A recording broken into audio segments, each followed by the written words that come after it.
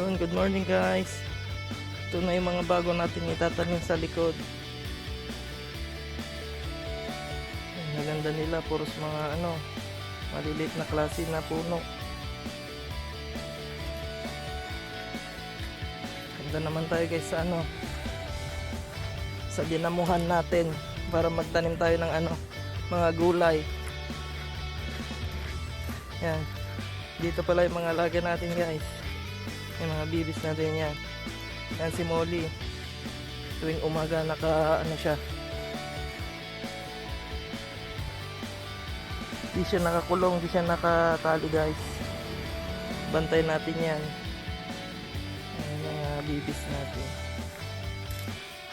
Yan mga halaman natin guys dito sa harap. Yan, buhay na buhay. Ito yung dinamuhan natin guys.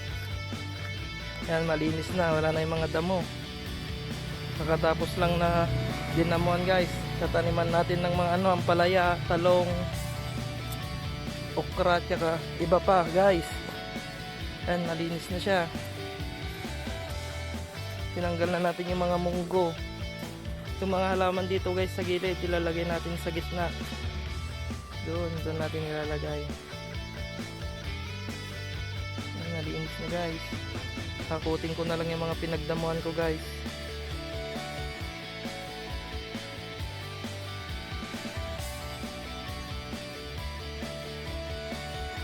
Yun lang guys, thank you.